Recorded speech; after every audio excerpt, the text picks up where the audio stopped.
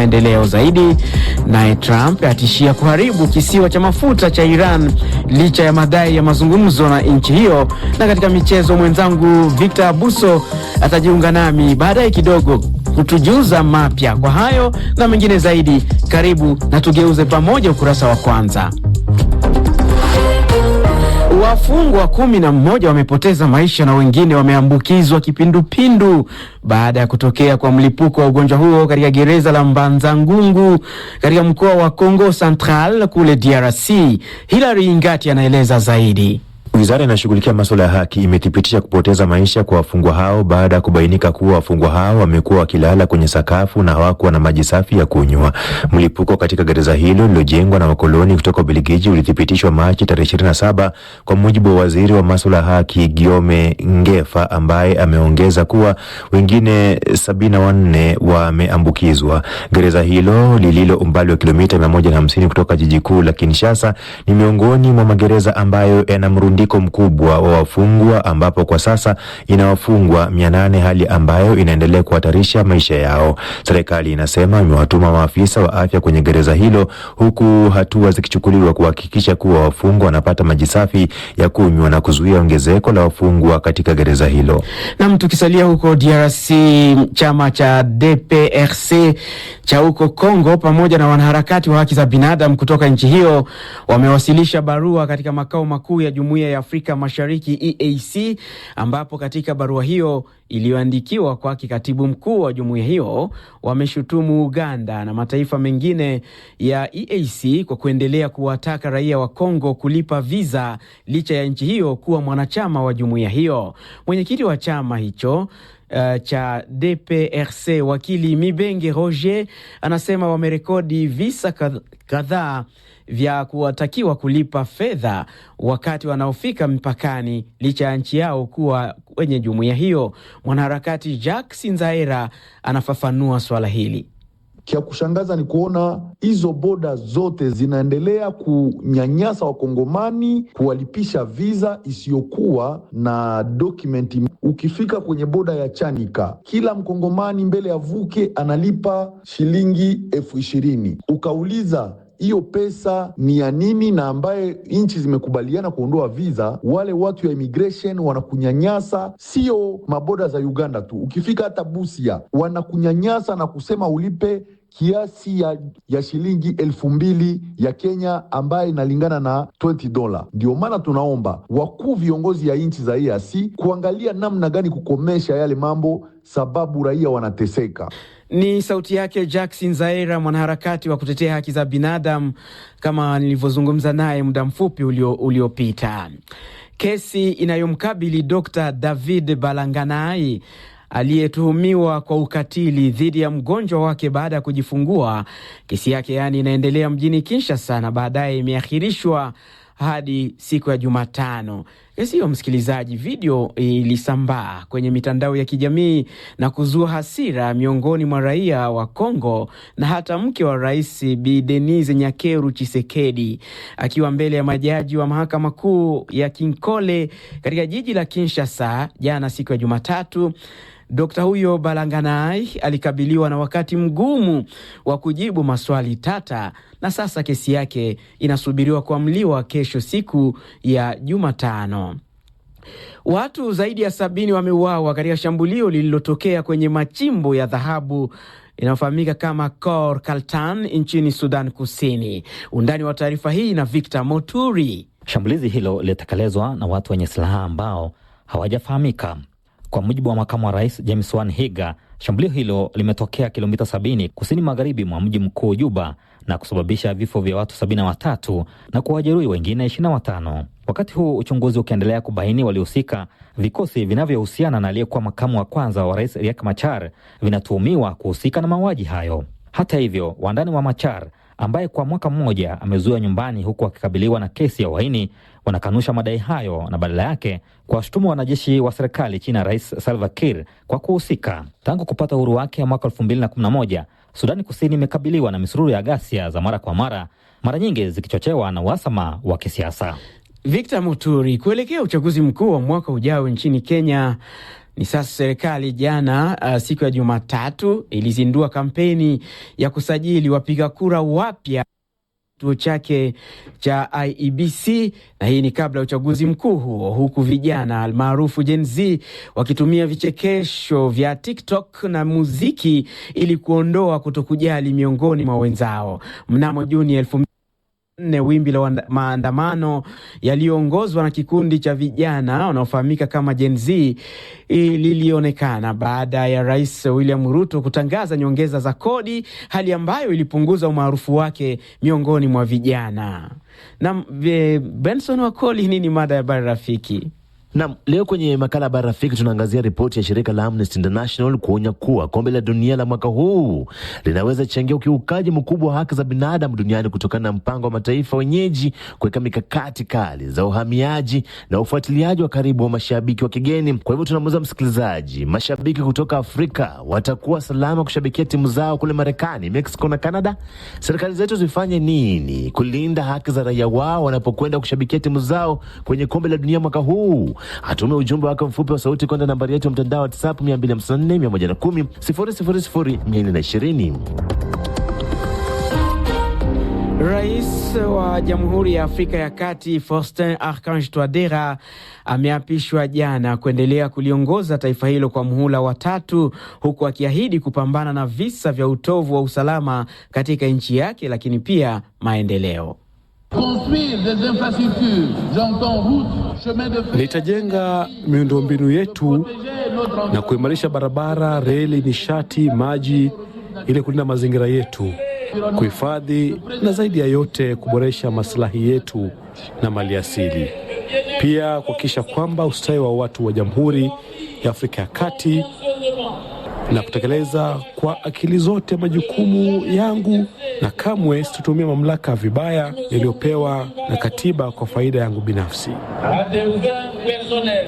Hata hivyo, mpinzani wake mkuu Anise George Dologele ameendelea kupinga ushindi wa kiongozi huyo. Watu wenye silaha wamewaua watu wasiopungua 12 huko Jos, ni mji mkuu wa jimbo la Plateau lenye kushuhudia ghasia nyingi kule Nigeria. RFI. Rais wa Marekani Donald Trump kwa mara nyingine ametishia kuharibu kabisa maeneo ya nishati ya Iran kama maeneo ya mafuta kwenye kisiwa cha utajiri wa mafuta cha Khark na maeneo ya kusafishia mafuta. Msemaji wa ikulu ya White House Caroline Leavitt amesisitiza msimamo wa Rais Trump.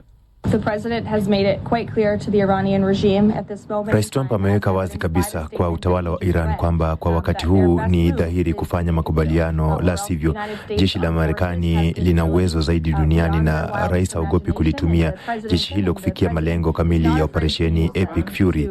Rais Trump atasonga mbele bila kusita na anatarajia serikali ya Iran kufanya makubaliano na utawala wake. Katika hatua nyingine, nchi ya Israeli na yenyewe huko Israeli kumekuwa na ripoti za milipuko ya makombora zaidi ya 10 katika jiji la Jerusalem mapema siku ya Jumanne baada ya jeshi la nchi hiyo kuendelea kutekeleza mashambulio dhidi ya Iran. Benjamin Netanyahu ni waziri mkuu wa Israeli. Baada ya kudhoofisha makombora ya Iran, uwezo wao wa kutengeneza makombora hayo, pia tumeharibu viwanda vyao vya kuzalisha silaha hizi za kutisha. Pia tumeharibu njia nyingi za ugavi wa madini ya urani yaliyorutubishwa. Bado wana akiba ya madini hayo iliyorutubishwa. Hilo ndilo lengo la Rais Trump, kuhakikisha Iran haina silaha za nyuklia. Ni sauti yake Benjamin Netanyahu, waziri mkuu wa Israeli. Katika hatua nyingine, waziri wa mambo ya nje wa Marekani Marco Rubio ameambia televisheni ya Al Jazeera kuwa Rais Trump anapendelea diplomasia kumaliza vita hiyo. Ni saa 2 na dakika 40 kwa saa za Afrika Mashariki. Kipenga kimelia, RFI Kiswahili michezo na Victor Abuso. Karibu tena Victor. Tunaanzia wapi katika awamu hii? Na asante sana mwenzangu Ruben, tuanzie kule DRC. Hivi leo mashabiki wa mchezo wa kandanda nchini DRC lakini pia barani Afrika wanatarajiwa kushuhudia mechi muhimu sana kati ya DRC na Jamaica, mechi ya kufuzu kwenye michuano ya kombe la dunia na iwapo DRC itafuzu basi itakuwa ni mara ya kwanza baada ya miaka 52 mechi inachezwa kule Mexico kuanzia usiku wa manane saa za Afrika Mashariki hivi leo. Mamia ya mashabiki wamekwisha safiri kule Mexico, lakini wengine walishindwa baada ya kukosa visa za kuwawezesha kusafiri. Rais Felix Tshisekedi amewatakia kila laheri wachezaji wa Leopards wanapoingia uwanjani hivi leo. Amewaambia kwamba wacheze kwa nguvu zote na wakishe kwamba wanapata ushindi. Tunatumai bila shaka itakuwa hivyo, maana wamesema wazi kwamba na wenyewe wamejiandaa kupata ushindi. Michuano ya kombe la dunia itachezwa kule Marekani, Canada na Mexico mwezi Juni na mwezi Julai mwaka huu 2026, na iwapo DRC itafuzu itakuwa inarudi tena. Mara mwisho ilicheza katika mchuano wa kombe la dunia ilikuwa ni mwaka 1976. Wakati huo DRC ikifahamika kama Zaire. No. Sijui wewe ulikuwa umezaliwa wakati huo mzee Ruben? Bila shaka. Shirikisho la soka kule nchini Ghana limemfuta kazi kocha wa timu taifa Black Stars Otto Addo baada ya timu hiyo kufungwa na Ujerumani 2-1 katika mechi ya kimataifa kirafiki iliyochezwa kule Stuttgart.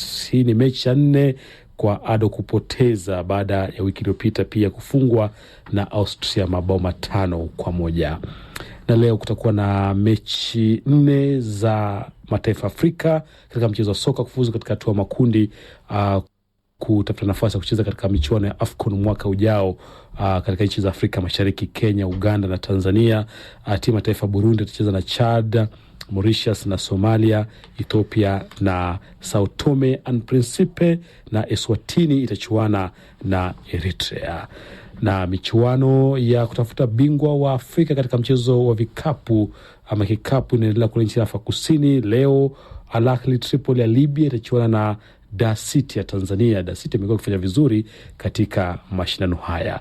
Na tumalizie na riadha, ni kwamba bingwa wa mashindano New York Marathon mwaka 2021 Albert Korir, huyu ni mwanariadha kutoka nchini Kenya, amefungiwa kutokimbia kwa miaka 5 baada ya kupatikana kwamba alitumia dawa ambazo zilimuongezea nguvu mwilini.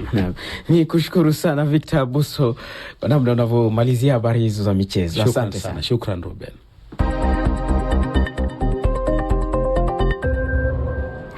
Karibu Victor Moturi. Wakati huu ni saa 2:43 kwa saa za Afrika Mashariki. Tupate uchambuzi wa magazeti. Asante sana Ruben kwa kunikaribisha tena. Tuanzie kule nchini Sudan kwenye chapisho la Sudan Tribune. Mini Akominawi, gavana wa jimbo la Darfur, atoa wito kwa Umoja wa Mataifa kudhibiti kivuko cha Adre kwa madai kuwa kinatumiwa kwa madhumuni ya kijeshi na vikosi vya RSF. Kule nchini DRC kwenye mtandao wa Radio Kapi, mkurupuko wa ugonjwa wa kipindupindu wasababisha vifo vya wafungwa 11 katika gereza la Mbaza Ngungu, huku mamlaka zikifanya kila juhudi kukabiliana na hali hiyo. Ni taarifa ambayo nadhani kwamba tumekuwa nao sasa hivi. Kweli. Vile vile lakini vile vile pia kuna gazeti la kivupresse24.com kule huko DRC, ambapo watu wenye hasira wamuua kijana mwenye kuwa na umri wa miaka 18 kwenye mji wa Beni baada ya kumshuku kuiba. Ni kumshuku tu. Lakini hawakudhibitisha. Naam, vile vile katika chapisho la Radio Kapi, watu 2 wauawa huku wengine kadhaa wakitekwa nyara kufuatia shambulio nalokisiwa kutekelezwa na waasi wa ADF katika vijiji vya Makoko, Muchanga, eneo la Mambasa katika mkoa wa Ituri. Na kule Rwanda, gazeti la New Times lasema kwamba chanjo ya kuzuia virusi vya ukimwi inayojulikana kama Cabotegravir kuanza kutekelezwa nchi nzima. Hii ni kufuatia awamu ya majaribio ya mwaka mmoja, serikali ikisema kwamba ilionyesha mafanikio makubwa. Tukitoka kule Rwanda, bwana Ruben, tuelekee kule Uganda. Gazeti la Daily Monitor lasema kwamba uhalifu umepungua. Hii ni ripoti ya polisi nchini humo. Kule Tanzania, gazeti la Uhuru lasema kwamba taasisi zinazofanya vibaya kuanikwa. Rais Samia Suluhu asema. Katika kisiwa cha Zanzibar leo asema kwamba Dkt. Mwinyi tutachukua hatua kuliongezea dhamani zao la mwani. Hili ni zao ambalo linapatikana kule baharini. Bwana Ruben Suka mama hii litumia. Naam. Tukitoka kule Zanzibar tuelekee nchini Kenya, katika gazeti la Taifa Leo, gazeti ambalo linachapisha taarifa zake kwa lugha ya Kiswahili, nasema kwamba kazi kwa Niko Kadi. Hii ni ule mchakato mzima wa vijana kuwarai wenzao kuweza kuchukua ama kujiandikisha kama wapiga ama kuwa wapiga kura. Gazeti la The Standard, Bwana Ruben anasema kwamba unaweza kukimbia lakini hautajificha. Hii ni kutokana na taarifa ambayo imechapishwa hapa kutokana na Gavana Sakaja. Anatafutwa na polisi kwa tuhuma za ubadilifu wa fedha. Naam, ni kushukuru sana Victor Moturi kwa uchambuzi wa magazeti. Tupate makala yanayofuata.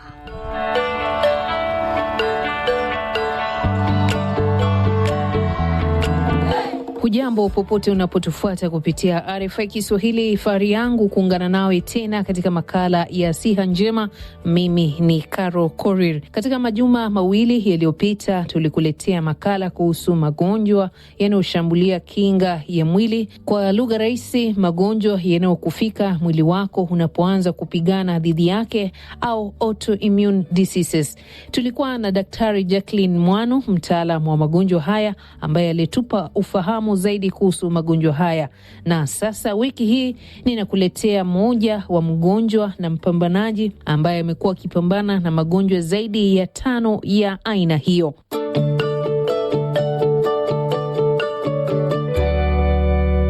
Kwa majina naitwa Elwin Chebet Songok. I'm a warrior, lupus, autoimmune advocate. Tuanzie tu hapo ambapo umeachia. Kwako wewe, tunapozungumza magonjwa ambayo yanaathiri mfumo wa kinga, tunazungumza nini? Mimi nimekuwa mgonjwa kwa zaidi ya miaka 11 sasa. Haijakuwa ni safari rahisi.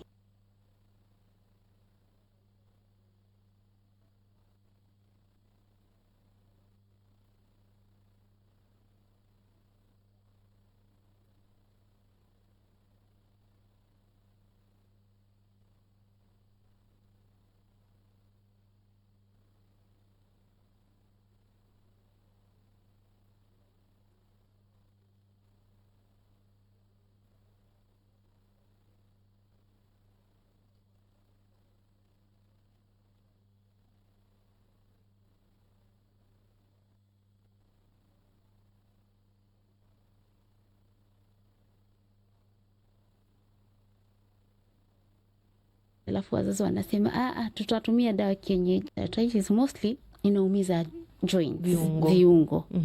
So mimi sana nilikuwa naumwa na magoti. Nikaanza kutibiwa sasa for rheumatoid arthritis. Na sasa hiyo kumbuka nilikuwa underweight, nilikuwa karibu 35 kilos. Sasa hiyo una umri gani? Nilikuwa na miaka 21. Sasa hiyo damu pia imeshuka. So unajua unapewa madawa. So kuna hizi dawa steroids. Yes, ilikuwa inanisaidia kupunguza uchungu, lakini pia ilikuwa inaniumiza mwili. Nikapata daktari mwingine. So ule daktari yes alijua shida, lakini nadhani pia mimi sikuwa nataka kujua shida ni ipi. So huyo daktari akanitibu, mwili kakuwa afadhali kidogo, nikarejea shuleni. So mara ya mwisho nikitoka shuleni nafika nyumbani, mamangu kuniona na kama iti anayetembea. Tuko sasa 2017. Tukakuja Nairobi, mimi na dadangu, tukaona daktari. Daktari aliponiangalia akaniambia, wewe uko na lupus. Wakati huo mimi sikuwa najua lupus ni nini. Akaniambia uko na lupus, lakini nataka tupime ndio tu hakikishe. Ni dalili gani tofauti ambao pengine walikuwa wanaona? So kitu ya kwanza ambayo daktari aliona ni pua langu. Pua imekuwa ndogo. Sana wanaita a mouse like nose. Imekuwa ndogo kama ya panya. Mdomo imekuwa ndogo pia, so wanaita fish lips, mdomo wa samaki. Hiyo ni lupus ambayo inaweza attack kiungo yoyote. So kwa upande wangu ilikuwa imeattack the skin, imeattack nywele, imeattack hizo sasa viungo vyangu, sasa the joints, magoti, imeattack hadi muscles. So lupus ikaniacha nikakuwa susceptible to a condition inaitwa scleroderma. Hiyo ni gani tena? Sasa scleroderma mostly ina affect the skin, ngozi yako inaanza kuwa tight. So ikikuwa tight hivyo ina cause a lot of issues. Inakupatia hadi unaona yenye tunasema acidity. Ni one symptom of scleroderma. Already ngozi yako ishakuwa tight. Mwili yako inakaa hivi imechomeka, imeparara. Nikakuwa na kitu inaitwa myositis. So myositis ina affect the muscles. so immune system yangu imepiga muscles. So kwa hiyo wakati muscles zangu 80% ilikuwa affected, nilikuwa hadi naoshwa. So hiyo ndio ilikuwa the first 3 conditions nilikuwa nazo. Sasa nikauliza daktari, nitakufa lini? Wakati amekuletea matokeo, amekwambia hizo ni aina ngapi? 3. Akaniambia hapana, utakufa, bora tu utumie dawa. Nikamwambia sawa. Kitu ya pili, naweza zaa? Akaniambia ndio unaweza zaa, lakini si kwa sasa. Sasa unaona hizo ni conditions. Mimi ni msichana, lakini already hizo conditions zinaanza kunipatia wasiwasi. Kununua dawa sasa ikakuwa ni ngumu. Dawa yenyewe bei iko juu. Nyumbani mamangu akuwa na kazi. Wakati ule kazi ambayo dadangu wako nayo haiwezi eza kukimu kila kitu. Mko na mgonjwa pia, yeye yuko na watoto, lazima watoto waende shule. Lakini sasa ikakuwa mimi ndio nimekuwa first priority, ndio tupate dawa. Ikakuwa sasa mamangu ndio atakuwa anachunga watoto wa dadangu hawezi kunichunga. Sasa umeshapatiwa ubainishaji, una aina 3 ya magonjwa ambayo ni ya kinga. Ulipoanza matibabu yalikupeleka vipi? Kwa sababu hizi ugonjwa hakuna, hawajui chanzo ni nini. So kutibu kitu ambacho haina chanzo inakuwa ni ngumu. So ni kubahatisha. But sasa in my case mimi ninapatiwa ipunguze ile immune system yangu isikuwe hyper, because already immune system yangu ni hyper. So unapatiwa kitu inaitwa immunodepressant. Wanakuongezea steroids. Hiyo ni kusaidia mwili wako isikuwe na maumivu. Wanaita inflammation. Kuna mtu ambaye atapatiwa antimalarials, inaitwa hydroxychloroquine. Hiyo ni antimalarial. Mtu atakuuliza mbona unatumia dawa ya malaria? Kutibu autoimmune, lakini inasaidia. Kuna mtu pia atafanya hadi chemotherapy. Chemotherapy sana wewe unajua ya kwamba ni saratani. But sasa kuna mtu mwenye ako na hizi autoimmune anaenda kutumia chemotherapy ndio mwili wake iwe zile cells mbaya. Saa zingine kupata hiyo matibabu kwa mtu ambayo hana kazi, kwa familia ambayo iko kiwango cha chini, inakuwa ngumu. Dawa ambazo unatumia, sijui bima ambazo tuko nazo za binafsi, bima ya serikali inaweza kugharamia? Ukienda kutafuta bima, huwa unaambiwa kama uko na autoimmune condition na already ishajulikana, utalipa bima kwa mwaka wa kwanza na hautaweza kuitumia. Utaitumia kwa vitu zingine. Umepatwa na malaria, sawa. Umepatwa na pneumonia, sawa. Lakini haitaenda kukava dawa zangu za autoimmune. Haitaweza kukava mimi kwenda kuona daktari. Tukienda kwa hii bima sasa, hii kama SHA nao, kwa mimi huenda hospitali ya Aga Khan. SHA kwa mtu ambaye anatumia self pay kama mimi haiwezi ni cover nikiwa Aga Khan, unless nikilazwa. That is when SHA italipa, na I think inalipa tukitanda. Katikati ya hayo yote, hali yako aswa, kwa mfano afya yako ya akili? Nilikuwa na depression. Kitu ilifanya nikakuwa na depression, niko 21. Nafaa kuwa namaliza chuo kikuu. Marafiki zangu wako shule, lakini mimi nipo nyumbani. Pia nikakuwa na hiyo kujikata, denial. Nilikuwa najisikia mimi msichana mrembo. Nilikuwa tunaita models. But sasa hii ni kitu imekuja imenifunga. Tuko kwenye safari ya matibabu. Sijui yalibadilisha hali ama kuna hali zingine ambazo zilianza kujitokeza tena? Masiku zilipokuwa zinaendelea nikakuwa na magonjwa zingine juu ya zile. Nywele zangu zilikuwa zinang'oka mingi. Ikakuwa ni condition inaitwa alopecia areata. Immune system yangu sasa inaanza kupiga nywele. Katika kuendelea pia nikakuwa na uchungu mwingi mwilini. Nitaita abnormal pain, inaitwa ama kisayansi inaitwa fibromyalgia. Unaamka asubuhi unasikia mwili ni uchungu. Sasa uchungu huu saa zingine hata inakataa kusikia dawa, inabidi umetumia morphine. Morphine kwa msikilizaji ni dawa inakufanya ujisikiaje? Morphine inakufanya unakuwa unakaa kama mtu amevuta bangi. Alafu kuendelea tena nikakuwa na shida ya acidity. Ikakuwa wakaita gastritis. Gastritis ikanifanya nikaacha maziwa. Ushaisikia mkalinji na kunywa maziwa. Sasa nikaachishwa dairy. Pia tukafanya test za mifupa. nikapatikana na kitu inaitwa osteopenia. Inaathiri mifupa, inafanya mifupa inakuwa nyepesi. Kwa Kiingereza tunasema mifupa ni brittle. So hizi dawa zinakuacha in a condition that wewe ukikuwa exposed kwa vitu ambavyo communicable diseases, ni kitu itakushika haraka sana. So sana sana unasikia daktari anakuambia, haya chukua chanjo ya pneumonia, chukua chanjo ya homa, chukua chanjo ya meningitis. Kwa sababu ukipata hizi magonjwa ni inakuwa kwamba mwili wangu itakuwa ngumu kutibu. Ilifika mahali nilisema, Chebet, hii ni kitu ambayo unaishi nayo. Kitu ya kwanza, jikubali. Chebet, simulizi yako imekuwa ya kuvutia. Ni simulizi ambayo tutaendelea nayo hata wiki moja, lakini kwa sababu ya muda naomba tuishie hapo. Wewe msikilizaji, wewe mtazamaji ambao umekuwa kitufuatilia kupitia RFI Kiswahili, ni kushukuru kwa muda wako. Mimi ni Carol Korir, kwa heri.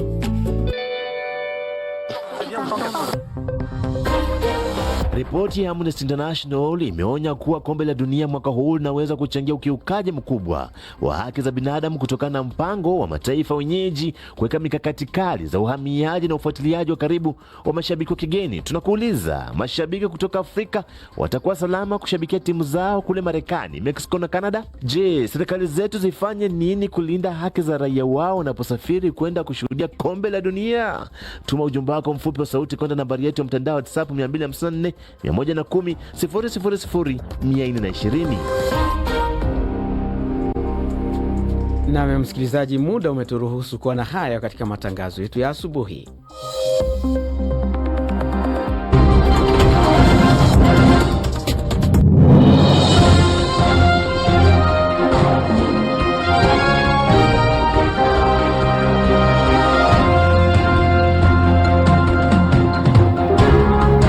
Asante sana Ruben Lukumbuka. Tupokee hapa Kiziba Mkonga. Vilevile tunakuomba msikilizaji, simama na kituo hiki kufikia malengo yetu ya uratibu kwenye hatua ya kuweza kupanua wigo la kituo hiki cha idhaa ya Kiswahili ya Radio Fortune Africa. Ambapo enda pale kwenye link ya PayPal yetu iko pale kwenye Facebook. Andama link ile itakupeleka kwenye ukuta wetu wa PayPal, ambapo namna hiyo utasoma maelezo kuhusu utakavyosimama nasi. Vilevile iwapo una PayPal account, basi tumia email hii kwa kuweza kutupia unachohitaji kutupatia. cantona.online254@gmail.com ndio email ya PayPal yetu. Mambo yetu, safari yetu, maisha yetu, tamaduni wetu na imani yetu. Sikiliza idhaa hii kwa vipindi bora, matangazo yenye tija, vilevile ukweli na burudani. Jukwaa la ukweli, Afrika Halisi, sauti yetu na taswira yetu. Sikiliza idhaa hii kwa vipindi bora, matangazo yenye tija, ukweli na burudani.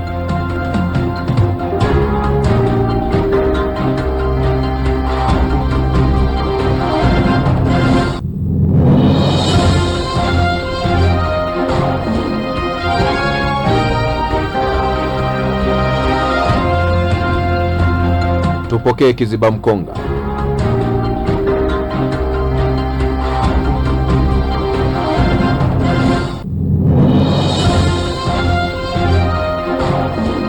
Sio kwamba hatukwami, ila wanaotushika mkono hawatutangazi.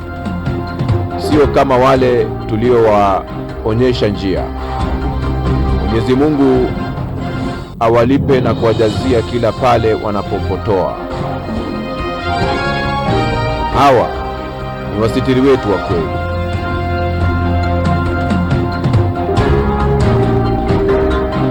Sio kwamba hatukwami, ila wanaotushika mkono huwa hawatutangazi.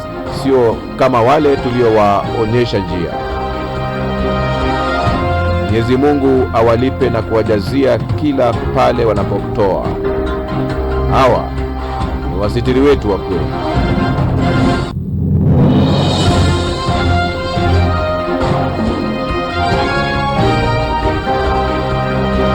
Ndio maana mimi husema kila wakati kwamba gereza baya zaidi duniani ni nyumba bila amani.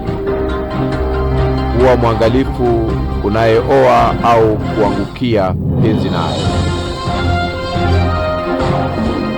Maana wengi wamewacha wakati wa taabu, wamekimbia wakati ambapo walihitaji kuwa karibu na wenzi wao. Walikataliwa wakati ambapo walihitajika kuwa karibu na wao wawapanguza machozi.